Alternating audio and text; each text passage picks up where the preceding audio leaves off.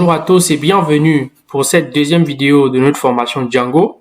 Dans la vidéo précédente, il était question de faire une introduction sur Django, comprendre ce que c'est Django, comprendre les avantages, comprendre ce que l'on peut faire avec Django et surtout démarrer notre premier projet passant par la création de l'environnement virtuel, l'installation de Django, la création du projet en lui-même et le démarrage du projet, ce qui a été effectif. Maintenant, nous allons nous intéresser à la structure d'un projet Django et aux configurations de base à effectuer. Sachez qu'une application Django se compose de différents éléments essentiels. Quand je parle d'éléments, je parle de fichiers phares que nous allons détailler dans cette vidéo. On va s'intéresser aux fichiers essentiels et on va essayer de comprendre le rôle de ces fichiers-là dans le bon fonctionnement de notre projet. Et également, je vais vous montrer comment démarrer un projet Django via deux IDE, soit VS Code, soit PyCharm. Et sur cette base, on fera le choix de l'IDE qu'on va utiliser jusqu'à la fin. Alors, à la fin de cette vidéo, vous aurez une meilleure compréhension de la structure de base d'un projet Django et vous serez prêt à la suite de votre développement. N'hésitez pas à me poser des questions au fur et à mesure. Je serai ravi d'y répondre. Ok, commençons. La fois dernière, nous avons créé un dossier Django. Voici le dossier Django qui a été créé. Dans ce dossier Django, on a EasyEnv, c'est l'environnement virtuel qui a été créé. Quand j'entre dans EasyEnv, vous voyez bien include, lib, script. En tout cas, tout ce qui nous intéresse, c'est le script. Et dans le script, il y a activate, ce qui nous permet d'activer notre environnement virtuel.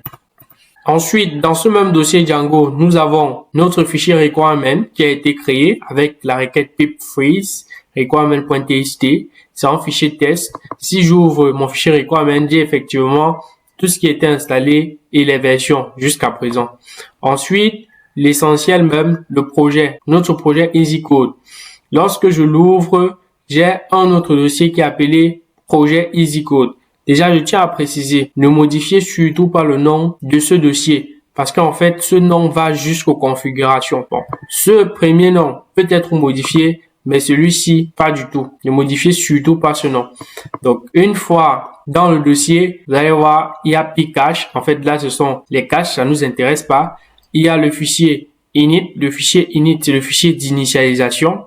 Il y a le fichier ASJ et aussi le fichier WSJ. Ce sont les fichiers qui sont utilisés pour le déploiement, qui ne seront pas exploités à présent, puisque pour le moment, on travaille en local. En native, on a le fichier sitting, c'est le fichier central de configuration de votre projet Django. Il contient tous les paramètres nécessaires au fonctionnement de votre application, comme peut-être la base de données, les middleware, les applications installées, la langue, tellement de choses. On verra ça en détail. Ensuite, il y a un autre fichier phare, le fichier URL. Le fichier URL, c'est le fichier qui définit les URL de votre projet. Donc, et les associe aux différentes vues. En fait, il fait le lien entre les URL et la logique métier de votre application. Bon, en fait, les URL, ce sont les chemins. C'est-à-dire, quel chemin je dois emprunter pour atteindre telle vue ou telle page de mon application ou de mon projet Django. C'est ça le rôle. On va présenter tout à l'heure en détail le fichier sitting. Ici, on a db.sqlite 3. En fait, là, c'est pour notre base de données. Comme je vous le disais, par défaut, Django utilise SQLite. Par la suite, on verra comment modifier, comment changer, comment utiliser une autre base de données. Mais pour le moment, on va se contenter d'SQLite. Pour les projets à venir, on va changer. Ensuite, le fichier manage. C'est un script Python qui permet d'interagir avec votre projet Django en ligne de commande. Rappelez-vous, lorsque, par exemple, on veut démarrer le serveur, c'est python manage.py run server. C'est ce fichier qui est utilisé pour lancer le serveur de développement, pour créer une nouvelle application, pour appliquer les migrations. Donc, c'est un fichier extrêmement utilisé pour les projets Django. Maintenant, pour avoir une meilleure visualisation, je vais ouvrir tout ce projet. Donc, comme je le disais en amont, on va faire un choix de l'IDE. Pour ça, on va débuter avec PyCharm. Je vais ouvrir le projet dans PyCharm. Je vais vous montrer comment à partir de PyCharm vous pouvez démarrer le projet. Je le ferai aussi par la suite dans VS Code et on fera ensemble le choix de l'IDE qu'on va utiliser jusqu'à la fin. J'ai déjà PyCharm installé, donc je vais juste faire la recherche sur PyCharm. Si j'ouvre PyCharm, clique dessus. Pour la plupart, vous allez vous retrouver à ce niveau. Picham va vous présenter les projets récents qui ont été ouverts. Pour ceux qui en ont, pour d'autres personnes, c'est tout simplement comme ça. Bon, je tiens également à préciser que si vous êtes intéressé par une IDE, vous pouvez demander. Je vous fais une vidéo spéciale pour vous montrer comment installer l'IDE en question. Donc, une fois dans l'IDE, je peux aller sur New Project, ça c'est pour créer un nouveau projet, ou bien aller sur Open. Donc, ici, vu qu'on a déjà notre projet en question, on peut directement aller sur Open et rechercher le projet. Mais il y a aussi une autre façon simple, c'est de porter glisser. Je peux tout simplement porter comme ça et déplacer ça ici. Dès lors que je déplace mon dossier, ça s'ouvre directement dans l'IDE. Déjà, c'est quoi réellement Picham? Picham, c'est un environnement de développement intégré, IDE, qui est conçu spécifiquement pour développer en Python. C'est l'un des IDE les plus populaires parmi les développeurs Python. Déjà, ça présente vraiment plusieurs avantages, vous allez voir ici, tels que les intégrations avancées de Python, une personnalisation et installation, et également une prise en charge multiplateforme. Donc, Picham est disponible sur Windows, Mac, Linux, ce qui rend vraiment accessible à une large communauté de développeurs. Donc, j'ai ouvert mon projet, j'ai ouvert mon dossier. Ça, c'est mon dossier Django. Et effectivement, ça, c'est EasyEnv. EasyEnv qui a notre environnement virtuel. Là, c'est le dossier là. Là, c'est notre requirement.txt, vous avez reconnu. Là, c'est le dossier de notre projet en question. Vous voyez là, il y a manage.py, le petit logo de Python qui est représenté. OK. Et quand j'ouvre mon projet, j'ai le fichier d'initialisation, les fichiers de déploiement, mon setting et mon url.py. Si je veux run le projet, je vais tout simplement au niveau de View, je vais sur Tool Windows et sur Windows, je vais sur Terminal. Picham a directement identifié l'environnement virtuel et l'activé. Ici, vous voyez entre parenthèses EasyEnv. EasyEnv, c'est notre environnement virtuel. Vu que vous êtes dans Picham, Picham directement a eu cette capacité d'identifier l'environnement virtuel et l'activer automatiquement. Plus besoin d'aller faire un activate, faire des cd points comme dans la vidéo précédente. Donc, ce qui fait que actuellement, si je vais démarrer mon projet, je fais tout simplement un cd projet EasyCode et je vais faire un Python manage.py run server. Donc, vous voyez là que c'est tranquille. Et directement, il y a ce lien-là sur lequel je peux cliquer et j'ai mon projet qui a été démarré. Ok, maintenant, je vais aussi montrer une petite configuration Picham qui peut beaucoup aider ceux qui utilisent Picham. En fait, si je viens là, j'ouvre un nouveau terminal. En fait, vous constatez quoi? Vous constatez que chaque fois, ça doit ouvrir à partir de Django. Ça ouvre le terminal, c'est au niveau de Django. Donc, je serai toujours obligé de faire mon CD, projet EasyCode. Bon, il y a une façon d'éviter ça, de faire en sorte que le terminal, chaque fois, vient par défaut exactement à la position que vous voulez. Donc, je le montre rapidement. Pour ça, vous allez au niveau de File. Après, vous allez à Setting. Au niveau des Settings, vous allez sur Tools. Voilà, c'est ça, Tools. C'est au fond. Vous allez sur Tools et vous cliquez sur Terminal plus précisément. Une fois là, vous voyez Start Directory. Start Directory, en fait, c'est quoi? C'est où votre terminal s'ouvre, tout simplement. Donc là, maintenant, je peux ajouter maintenant EasyCode, tout simplement. Donc, pour ça, je vais donc cliquer sur l'icône ici, entrer dans mon dossier et me positionner exactement sur le dossier projet EasyCode qui est là. Et je mets OK. Une fois là, vous voyez que nous sommes là dans Django, dans projet EasyCode. OK. J'applique et je OK. Si je viens là, j'ouvre un nouveau terminal. Vous voyez que je ne suis plus seulement dans Django, je suis maintenant dans projet EasyCode. Donc, je peux faire directement mon Python manage.py, run server et c'est tranquille. Super. Ici, dans Picham, je vais vous présenter le fichier url.py. En fait, voici le fichier .url. Par défaut, vous avez seulement une seule URL, le admin. En fait, l'URL, c'est le chemin, comme j'ai dit. On va prendre la peine de détailler tout ceci par là-dessus. Les commentaires, s'ils sont essentiels, vous verrez. Lorsque je vois ici admin /, ça signifie tout simplement que actuellement, l'adresse locale aussi là peut avoir un admin comme chemin. Ça veut dire, si je viens ici, dans mon projet, si je redémarre mon projet, je peux donc venir ici, je mets /admin. C'est ça, en fait, le rôle de l'URL. Si je mets /admin, vous voyez, effectivement, quelque chose existe. Django Administration.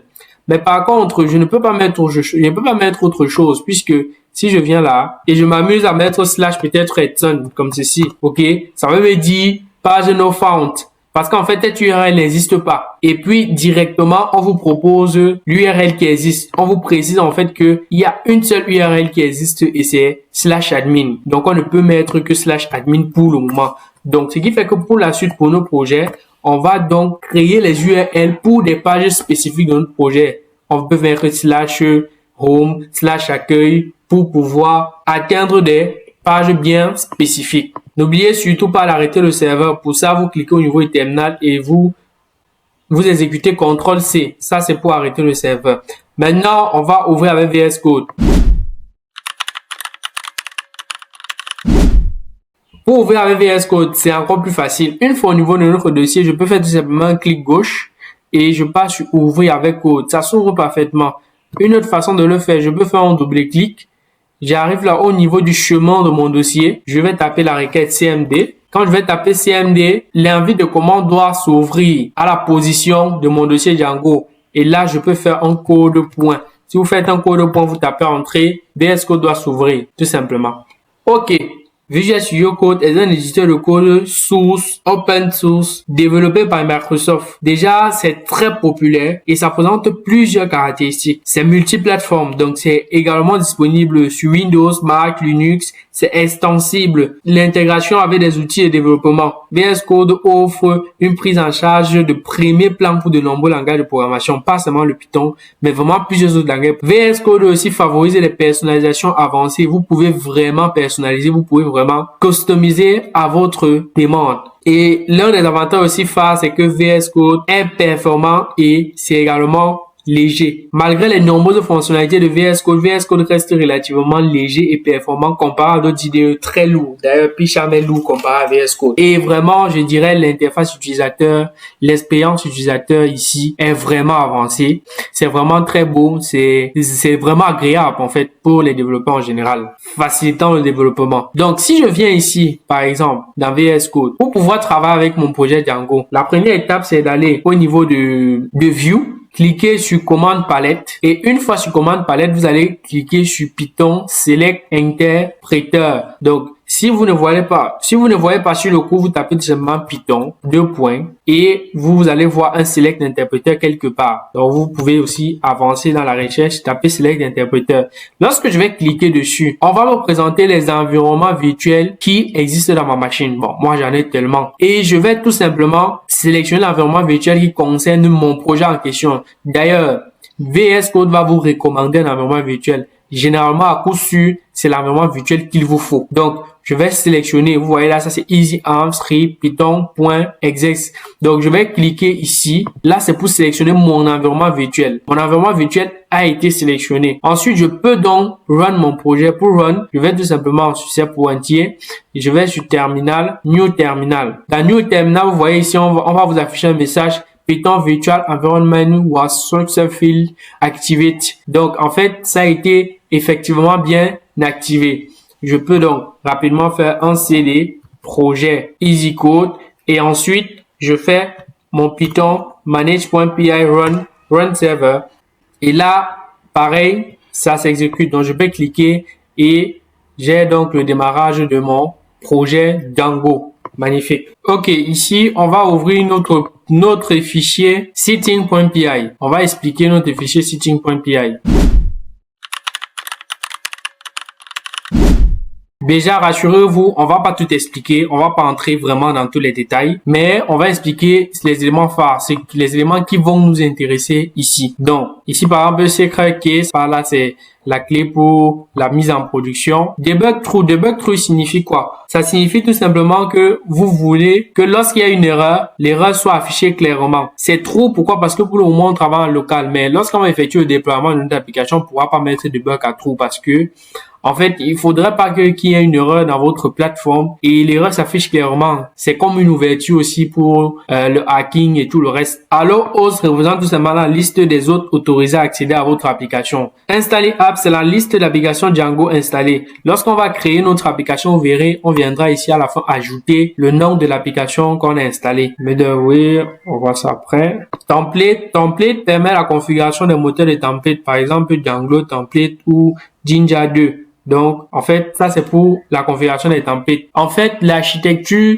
des projets Django, c'est modèle vue template. Dans le template, c'est un aspect, c'est un élément phare. Donc, sachez déjà que dès lors que vous travaillez sur un projet Django, l'architecture, c'est modèle vue template. Ensuite, database permet tout simplement la configuration de la base de données ou bien des bases de données. Donc, c'est ici, en fait, quand on va vouloir peut-être changer ou ajouter une base de données, on va effectuer la modification. Comme vous voyez ici, default, comme par défaut, voici, c'est SQLite, comme je le disais initialement. Language code, c'est tout simplement le code de la langue par défaut. On peut changer la langue. Par exemple, pour nous, c'est pas US, c'est pas l'anglais. On va mettre FR-FR. Là, c'est pour le français. Time zone, c'est pour le fuseau horaire par défaut. Le use en fait permet tout simplement d'activer l'internationalisation et la localisation, tout simplement. Static. Le static URL permet d'accéder à nos fichiers statiques. Les fichiers statiques sont les fichiers qui contiennent des informations telles que les photos, les fichiers CSS, et nous-mêmes, on pourra ajouter d'autres choses.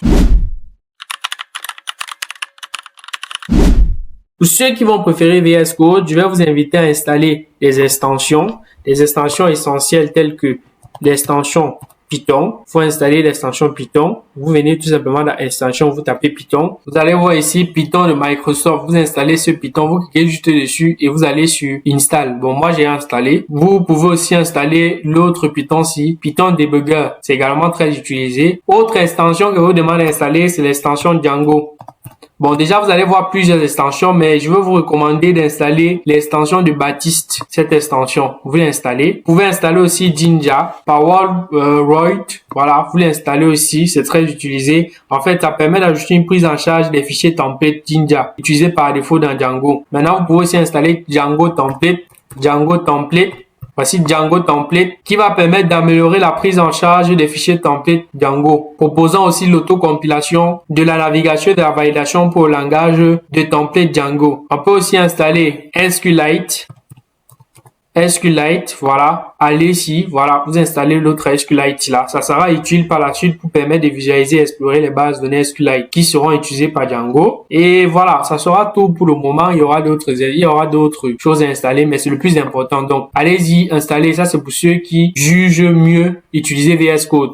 Donc, pour le choix d'IDE, je vais demander vos avis. Allez en commentaire, vous choisissez. Et à partir de la prochaine vidéo, on va démarrer concrètement. Donc, pour la prochaine vidéo, il sera question de la création de notre première page et l'affichage de notre première page web. Alors, c'était tout pour cette vidéo. J'espère que vous avez aimé. N'hésitez pas à vous abonner, à liker, à partager le lien et surtout activer la cloche de notification pour ne rien manquer. Si vous êtes nouveau sur la page, je vous invite à consulter notre formation. Si vous êtes nouveau dans le monde de Django, je vous invite à aller d'abord vous former en Python. La formation est disponible sur la chaîne. Question d'avoir des bases solides pour pouvoir être à la ligne et démarrer. On se dit à la prochaine. Merci les gars.